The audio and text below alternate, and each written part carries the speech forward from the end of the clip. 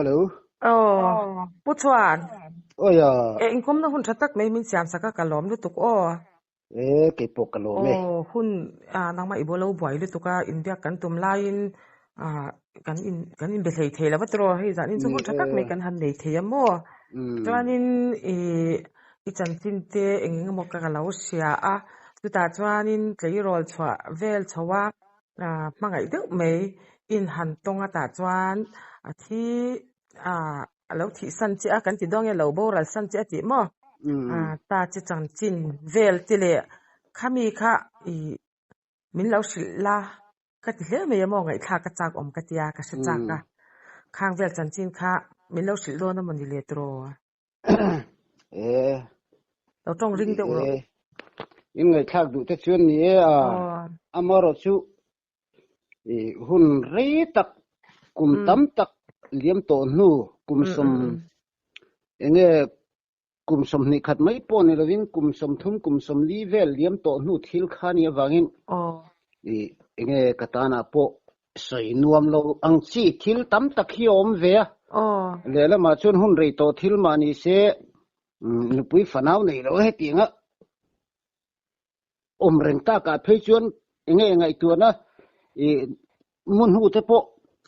thar thole thei ang chi khania wa soi nuam ka ti vak lo thina zeina mo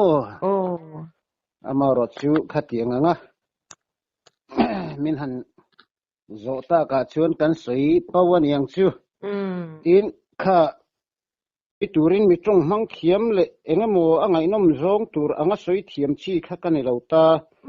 ani na ang tak khan ka soi mom mai nga ole sang kha ko somriat le pathum kum september ni somni pani ni ta in ka sia min bora san thamo nia in nei tum hial kan nia ama khan nau te kha pai to chuan mi khuwa in lo fain sarkar department pakhat nuaya in lo fain ko mani chu chuta kom lai chu ni ta ta chuan nia ani nen khan kanin tunga hlim takin enge nun kan hang nga chuti lai kara chuan hei palai te po in nei turin kanin kirta engpo ni se hei kumin chu kumalak lo boxia in enge January kha in nei turin thu kha kan thung felani chu chu ta chuan engpo ni se hei kumin zong kan nulat kan tlang wal te kan enge kan sun liam don ta chu ani ve maya engpo ni se kumin chu nulat tlang walin him takin Christmas te po imang tlang ang imang dunang tia khatianga ruam man na khasiam kan ni ve ta ni chu amaro chi khatia engpo ni se hei tianga ni rau si chuan nulat tlang wal te kan tha ve don ani si chuan chuti te ka han la venga abaka lo te po ka han be se venge ka han kal venge ti in lung leilam pan turin in kain bua sai ni chu ta chuan hei kan wam sam lo riu maya kal lo mai la ka vadu matia ai pang chan wang mai mai ni kha ka tia hei enge thil po lau de khan ka tia ni chu mo ma se khati lai teng te khanin tiang khan ni nom lo san don ani ti chu sri la ka kal san lek lo tur khan ya ma se ti khan khatiang missing in malam hun sebi khek su ile missing kan ni miau sia khatiang khan nin kal san thu tang ti kha ka ngai tu na hi na phak bik lo ni ti chuan chuti te la tur chuan ka han kal ta ka chuti lai chuan hei phone te hi lo ve lo wa in biak tlang zung thei ni hek lo le ani kha join this kan ti mai ang chu hei thin lian kan tiang chi i medium kan tiang chi kha alo nei to niang kha kha e kenin engma kan khebok silo ko man wom lo ti po khanin alo ni to niang chu derina chol kar khat zet mai kha chu chuti la nen lo lam pang ti fel nen khan ti khan lung le lama khan office lama kat tap ka e ka chuk khale kha ne an khuwa chuan ka phe kan thona mun e kho theno mani ta mo khati ka phe ta kha i lo re duk mai ni a thian nu te na khan ka lu ta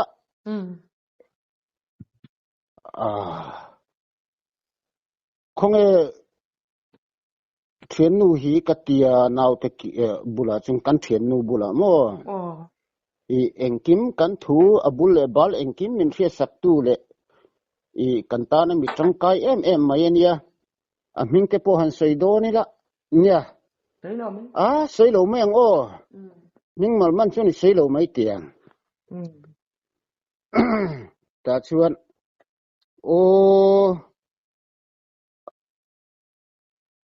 a u borala chu ta chuan a kalan ti ni a borala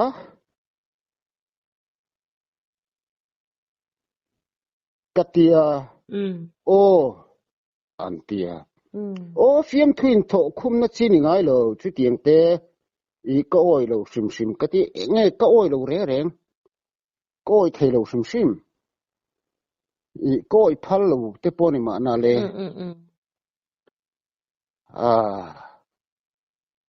i oi lo chen nang ma kal la ni mei lo ma mien tia nge chu ti lai chen hei motor te po wang le tuk ta ni chu i nge kan dek le lok motor lo ang kup khani ta ke akal ngat ke em somruk chuanga ke in kakal ni chumo khatiang kha ni khatiang khathilom dana nia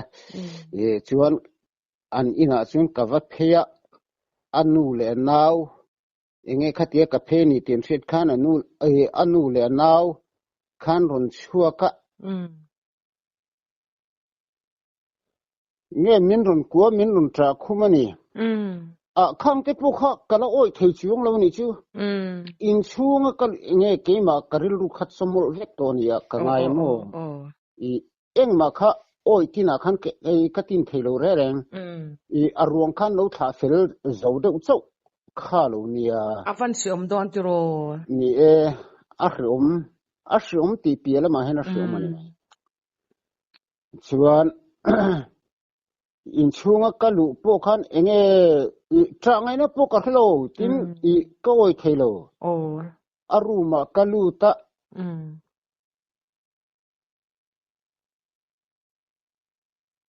ka vain ngat nok ringota I khata tang khan mule malte chiam kha ka nei lo hrim ke ma khan mo I enge karil ru khat somol zo ve kani mai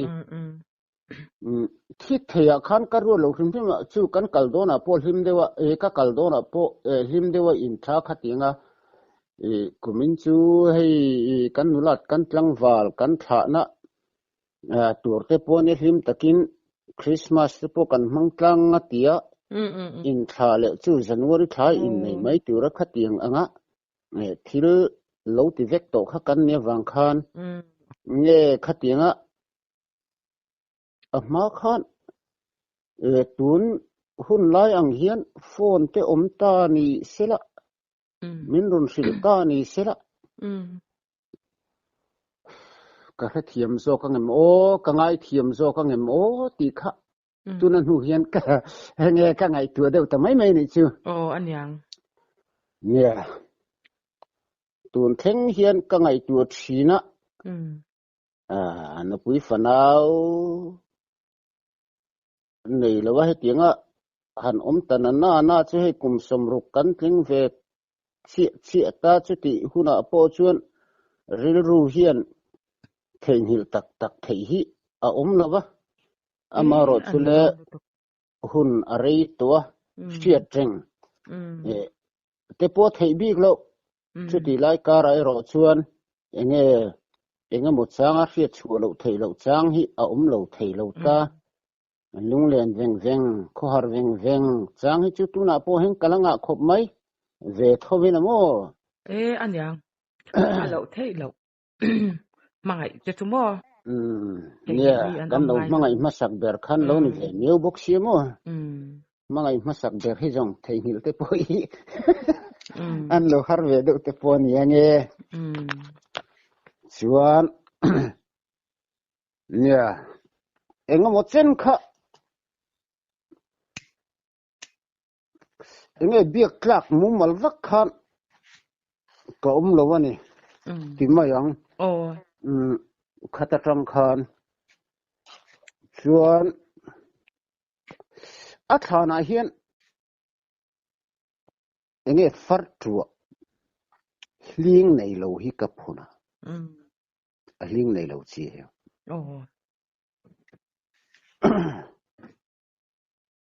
nia ka dan le ka khosak dan phung tam tak kha ka hiat lo kha a oma amaro chu a hnuwa thian tha ten ka dan kha mian khila tuna po hian soi thei kani mai ta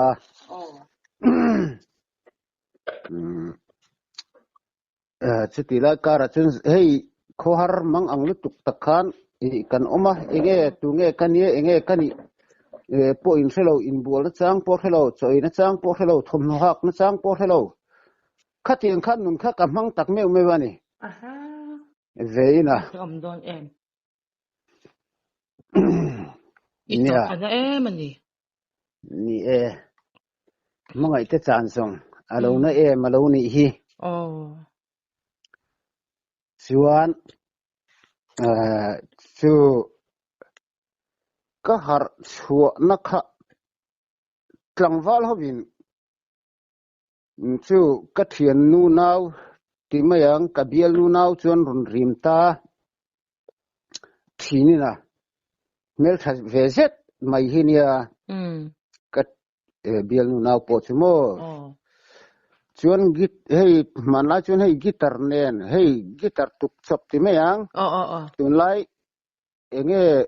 guitar pang iphone lem lo tu zo tuk chop nge mai kha an run kenga an run keng thin ti khan zan kha chu nia karil ru khan hlat thu khomani chu khami kha nia karil ru angang kha ka sa chuak pop ani chu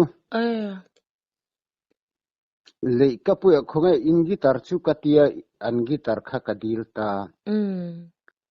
kha zathiam nde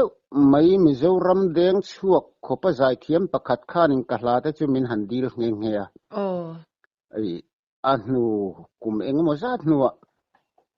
amaro chu chung po chu engpo ni se thil tam tak ngai tu in nun hluya in chui tir fu angai dorak khongai takin tilomero karem tiloni mero se katia minnor lui du tabik lo ni chu kale pial ral par moi kha chu anita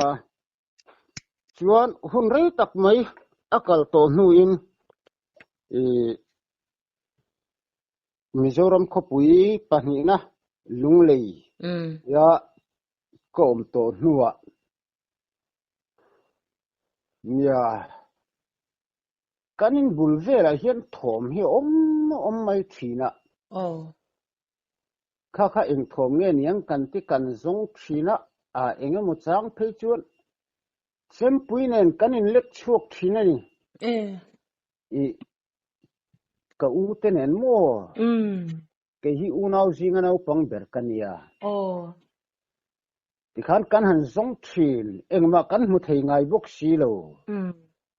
ti khan thom kharun nei mai thin sia engma khát yang ang hmu tur kha kan hrengai si lawa hei thal tui kang lai nia chumi chu college venga kan lai nia lunglei college venga khon ta chuan thal tui kang lai nia wangin zana tui kan nei si lawa katia tui choi turin ka vakala nei chu khate tui choi tura ka vakal khatu man lo lawa khatia ka vakal kha enge tui khur ko tlanga khan mei chepa khat hi alo thu ni tui kang mak tura khan ka ngai ve sakle de umaya amaro chu khatia ka vakal kha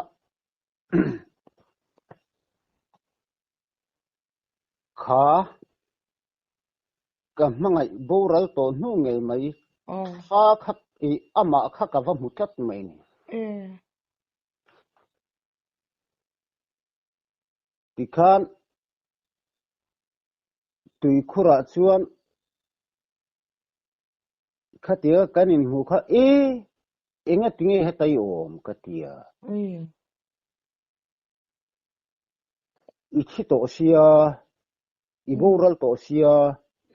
enga tinge hetai om enge om zia katia ta chuan alom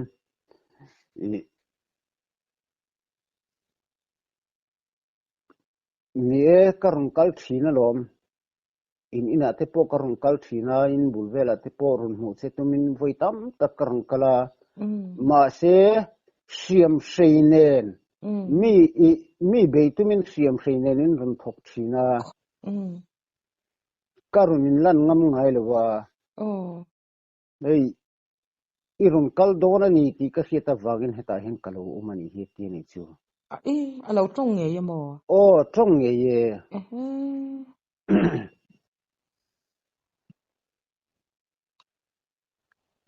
apa mak vi then ka tu ni se ro nia chuti ni si enga tinge ma na khan khorle mang angoi ngoi ko oma lungle ngoi ko thina enga tinge ka ma in lan ngai lo katini ni hring chan khovela hian keini ta na hmun om to lova kangai buk si che kum tam tak khun tam tak ral to nuwa po ni se ka theng hil thei si lo chia atiani eng po ni se langin hei tui ka choya min mo tui kan thalanga tien i pheyang in lama pheyang katia tikhan tui kha ka thal borbora ma se ani khan ai ka theidon lo tihian ta hang kalung ha kang che min tia ai phei turani katia anor pokanor vena sal tuktamo ama chu chan ifa khoi thei chuang la ve khoi thei chuang lo amak tu hei ku ang chun hei tia ku ang chun ka om ka ku ni chun ka hria chuan chu tiang ani chun tin min lo hak reng mai ro karong kal liang katia chuan man mo de mai chuan kha tun ma te phei chun tel trin kha kan pi choi vena ni me tel trin kha kota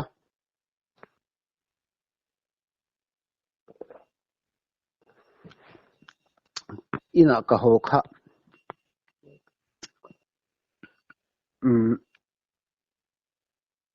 ka ngat ruka engma ka ngai tu man to lo ka tlan chuak zui ngala ka u chia min chang tu silal dong liana hei aladam ta lungsena khon tu na om ta min khatia ka tlan chuak kha angai thalo niang an chuan tui khura chuanin kavakhal kal le maya ama po chulo omtani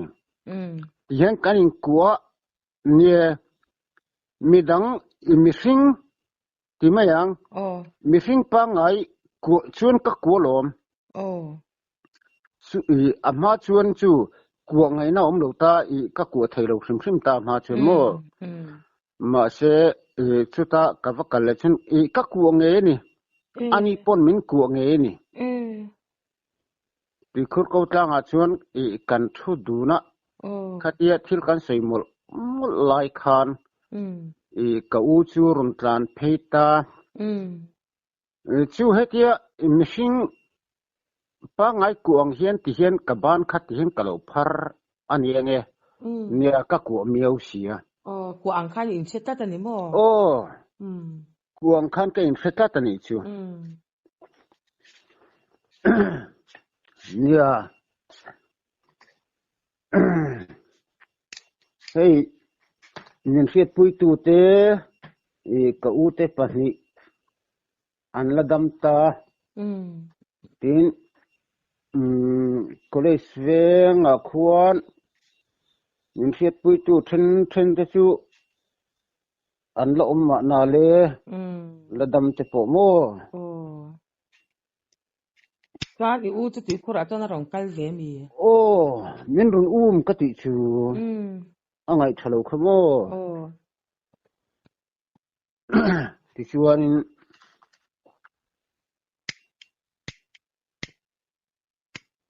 enge min potani ka u chuan ke kha ka tang ve na samai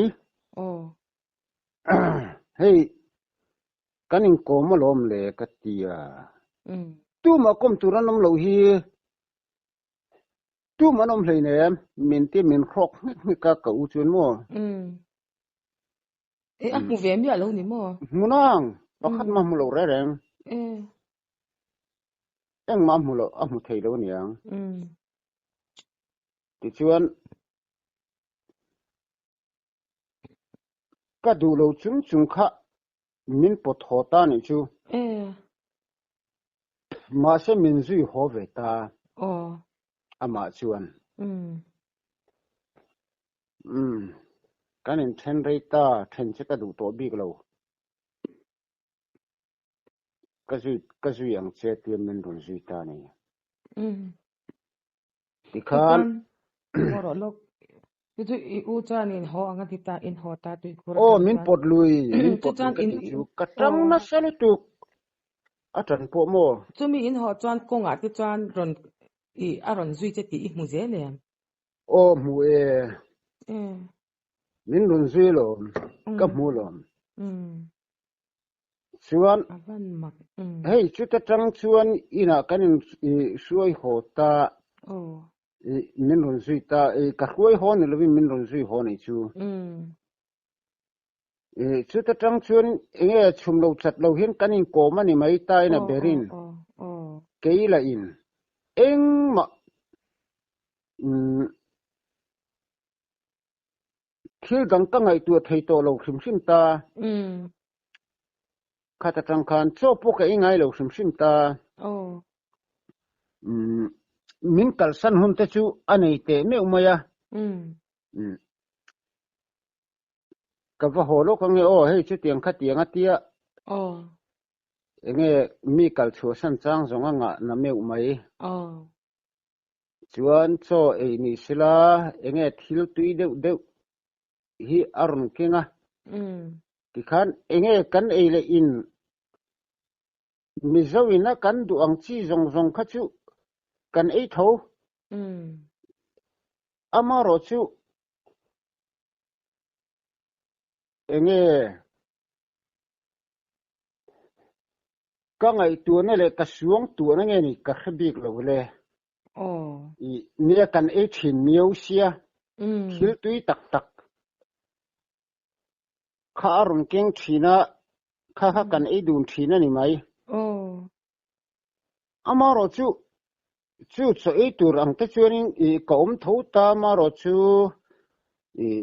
chung te soi da ne ro chuanin engma in chop le I po ka nei chuang lem lo aniang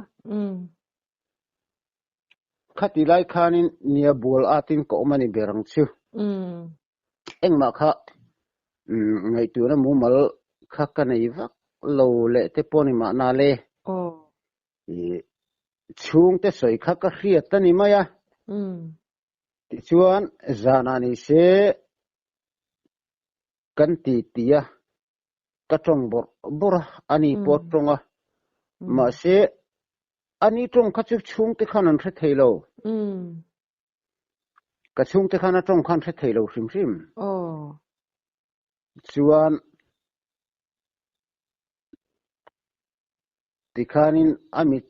atong kha keima khan ka chang ani ve maya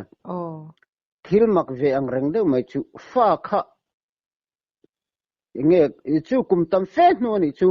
fa dang ka nei to hnu mo ta chuan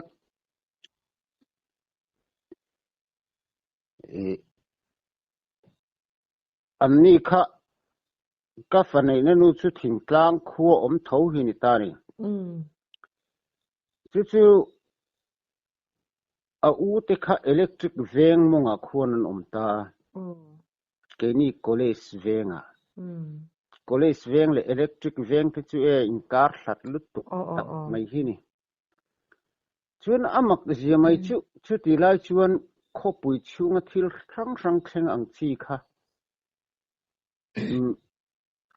ka khevek thozel ta po chuan mak veng reng deuh mai chu ka fa te nu fa khan rong kal tat mai ni ka mutlat maya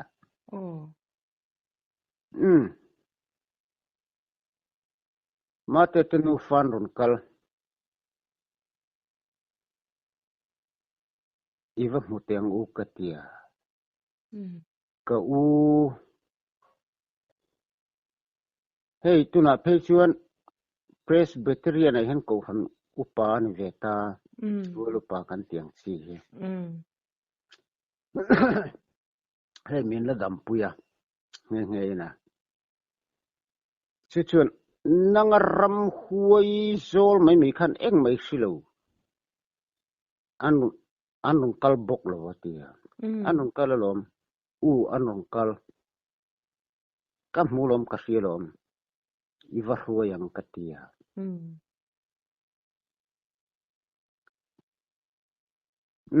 kan kalang ma se anung kal silo vai chuni sak lo khopang min tia min vawani hey mi pa unau mi pa pathum kanita unau mi pa thum zinga nge mi pa chun kan upa ber hinita upa sivan moya ani mo chuan eng po ka huamlom kan kaldon nia ma se ipo ho thong katia ka fa pa chu hey tuna chun hay ka fa pa pon min bo ra san to he ka nei chun liu ani ta kan vakal ta an run kal ngei maya tikhanin hey i oi lo em kha en lo le katia kan zuk theng kha kha an lo om ngei sian nu fa khan ipo thei kati ka puak tira electric venga tring college veng kheng chuna pothan chu chuan an lo quality chuan mo nang mani chu college venga dai kanom chuan electric veng panin in kal to pa college venga tang khan electric venga chen kan kal top ta ni chu khoyang yan lo chu a u tin electric veng monga chu ka fanai nanu kan nu ti to meng thing tlang atang an lo kal ti lo se to pa ka mu vet amak lut tu an lo kan ve nge ti na ni bo karis ni lawin enge karis ni lawin enge ka muringo tani chu sia tiring kom tila ka mit nge in ka mu ni chu kom na huna tang khan police venga tang khan mo ti chuan nia ti khan ka boi zual deuh ti mayang har sana kong sang kha kan tok chho ta ke ma wang khan ti mayang in chung khur khosak din huna te ke ni ila khatiang anga mu thei si lo min control tu om si mani duang le enge duang anga om thei si lo ti khatiang kha chung ko kha kan boi nuai kha ni ta ber maya kanu le kappa po hian la dama chuti lai chuan nia ti khan min enge mo zat hun enge mo zat khamin boi pui ni chu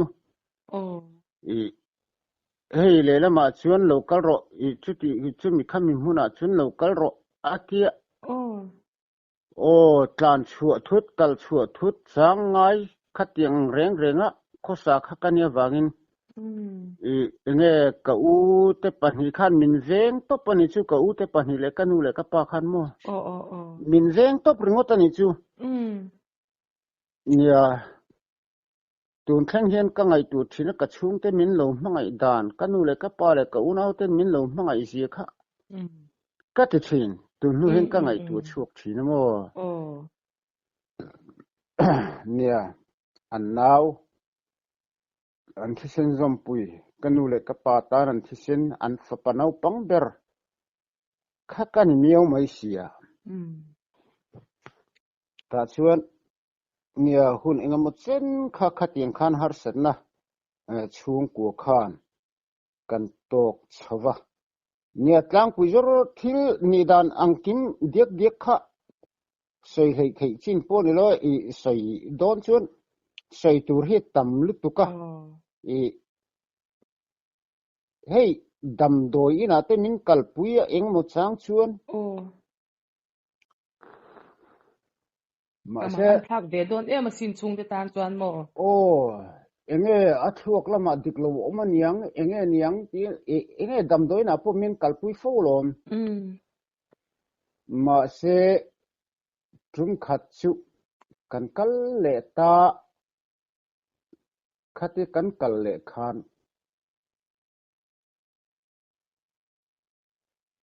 thil mak deuh mai ama khan ama zan khan nia thil moi lo ni su sela hei ti hiani ru chung te khan mishing ani lo chutiang khatiang ram huai chutiang khatiang an ti fo thina wang khan har fim lai chin kha kan lo nei lo thei bik lawa khatiang hun lai khan enge rin hel na kha ka thin longa khan in tu ve bokani chu mishing pa ngai ni lovin tin ka thian nu boral pa ngai tak po khan ni lovin enge khatiang khan ril ruwa rin hel na kha ka nei ve ta ni mishing na an man ni ang khanin kharau swal te kha in lan thin an ti hi mo tiang ko nia khatiang ani na wang khan rin hel na chin kha enge chung ten na min han ti tak har fim chin kan nei lo thei bi lo ka ti kha khatianga min ti tak kha chuan nerin hel na ril ruwa khana ve ta chu ta tang chuanin enge ama po kha zo na ka pe fo mai ni veina zan kha chu ti hian thu top ka siam ve ta ni ka hmangai che hun hei le chen hi ka hmangai to che ka hmangai ring che ni ti kha hriala ama ro chu chung te point chu tiang khatiang chuan min tia mishing tak ani lo tharau tak po ni lo ram huai ni hin ti thin che khoya nge i che na khoi hmuna ngai om ra rang min hoi ro yom na huna kan culture ni katita ni chu na I kal ve the ni chi ni lo min tia ti khan ka zot ta khati ka zot ta ka khachuan kanom nu te chu hel hei nem so inral a son kan oma chu tiang kha tiang chu thilom dan ani ti kha I college weng ral te chu zo tlang khan pang khan mai khata tang khanin enge karin hel na kha azul ta chuan enge hei ko ran upa te po khan men ron tong try sak na salu tuk ta ni chu hei tuna chuanin aboral tau uval te PC ro kima khang teng te kha evangelist anita hei UPC ko ran kan ni ta mo ke man ti chuan thanim nga takin kaluchunga kut ngatin tong trai na min nei sak thina biak ina te nei sela ko ran howin tong trai na min nei saka ar ko ran rong bol tu te sui tu te khatiang khan upa te hoin ina nei se tong trai na min run nei sak renga nia eng tiklai ma tlai ngai lo pathian khoi na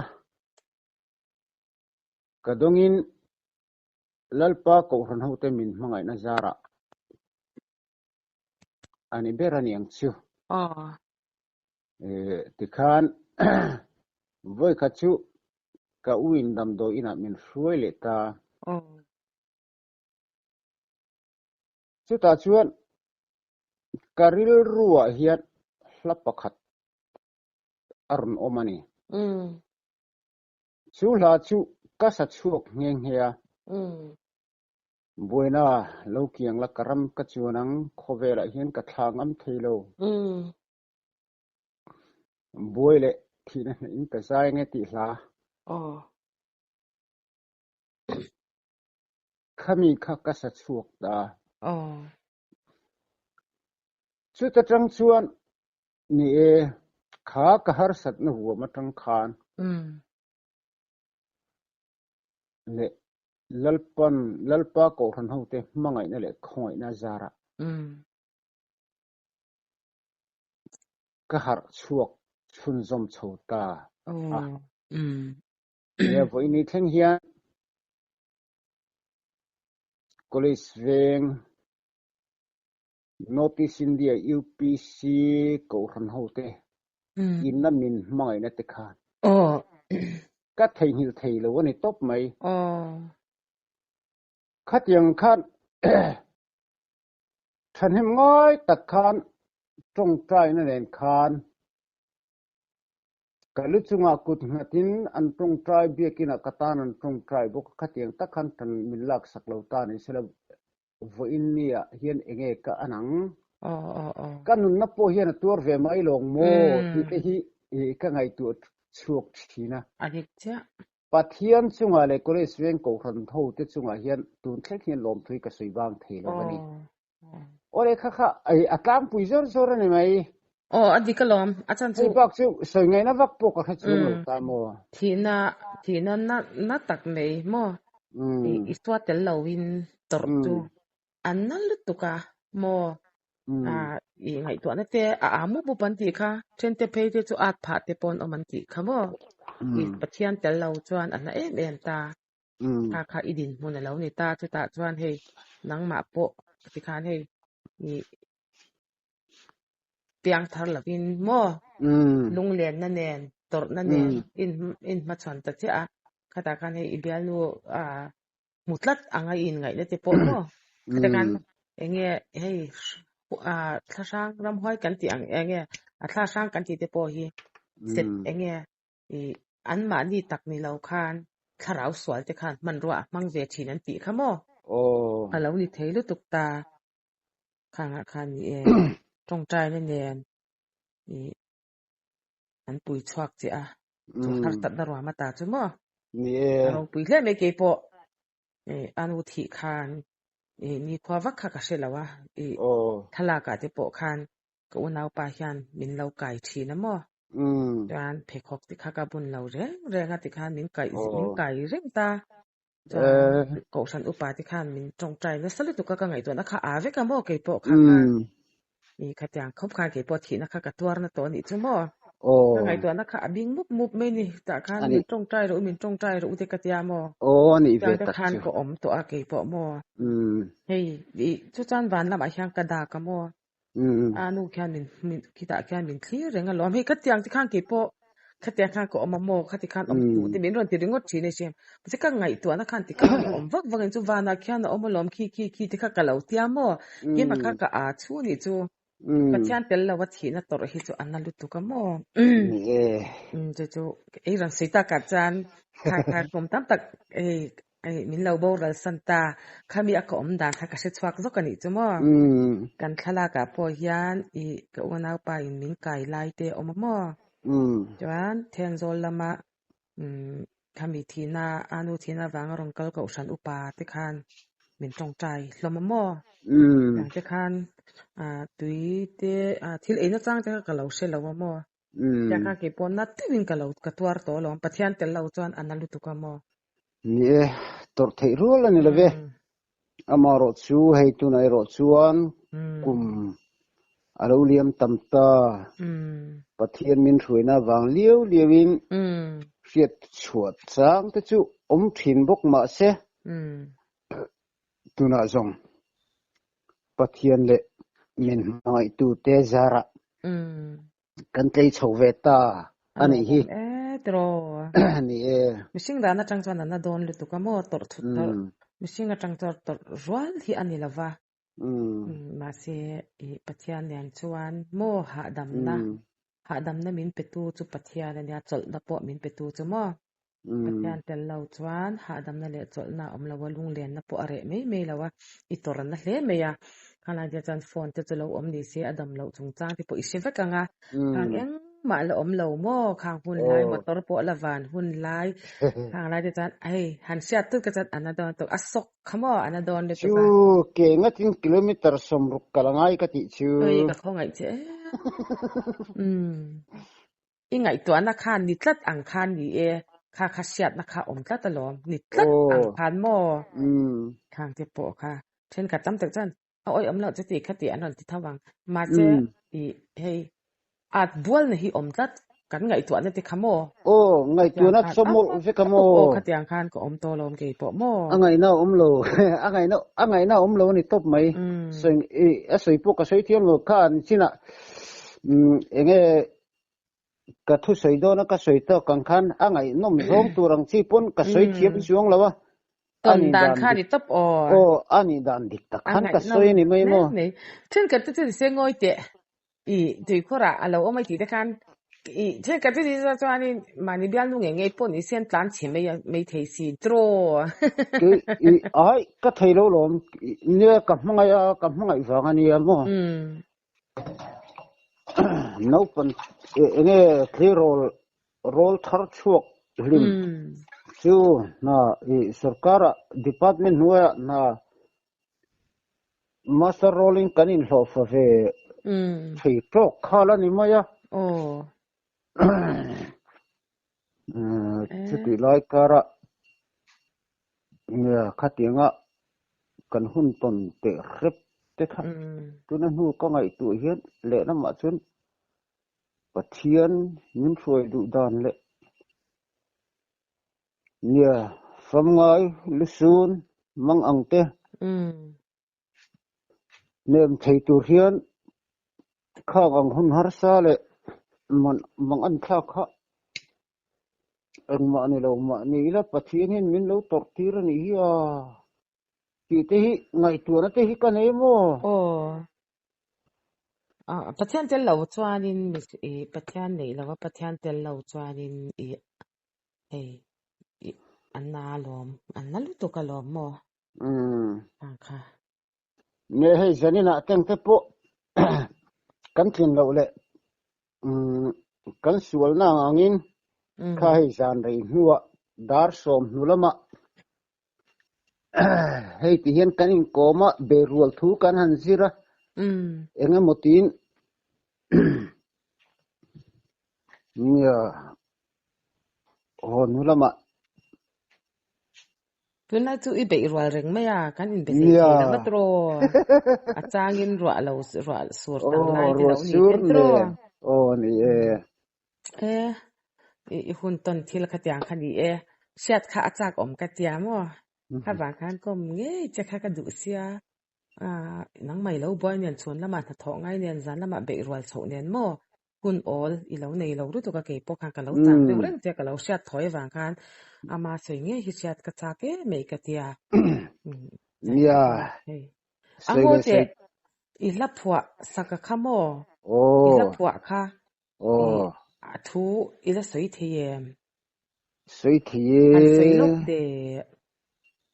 siat cha om ka ti sang khat le sonon tal han sala athuk ti top po khan poi thei nem achang khat na chuan nia kadon ngam lo ke jong ka tra khuwa sei tur hi ka hlim na le klom na ro hluin kol om lai wangin thafam min san san ta varil ve tur rual lo katan van pui achim athunona o ka thir ngam lo ve kalen rual lung du te hlimten an leng chai lai di ne na ngur khuwa moin kalei pial ral par moi en sim lovin fam kholam thuang zo in zamual min liam santa chu achang khat le thonon ani chu avan tha em oi athuk ka se chak an nal hle mei athuk ka ngoro athuk sim kha chat ka chak lam izai thiam me ka ti na lam ni lovin mo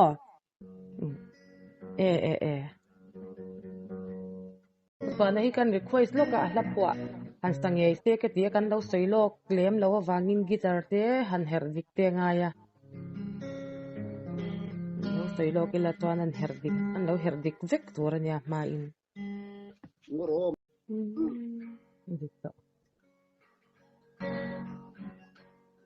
nam loki sung katra kho sei tur le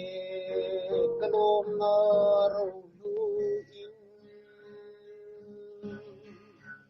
kol lai wangin thafam min san san ta tuar lo ka tan van pilo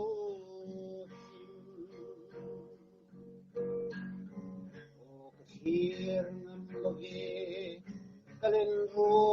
lung du te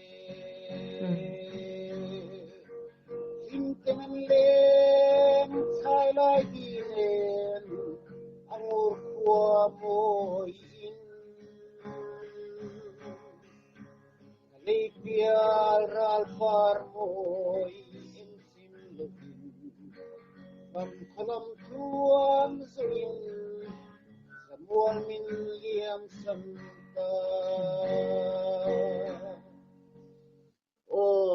ta madam sang khat le thonon chu ni avahan moi em sound eng lo de tu ni phei se tro oi ngai thak ka chak to ki o po khalung len thak sang hui zai thiam te min ti se thwa kle mei a hla po a thu po kha anal ka tia ngoi ro ni danga mo atluanin mo kan lati don ya o guitar te lo herdik sa anga khatyang khan min laron sak ro o moi mei atluanin ka se chak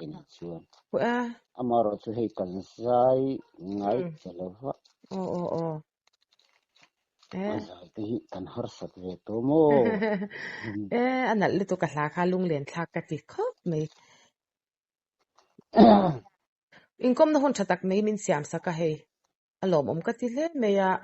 hon tha min pe a hei boy chung in taina I chuan hun tha kan han nei theita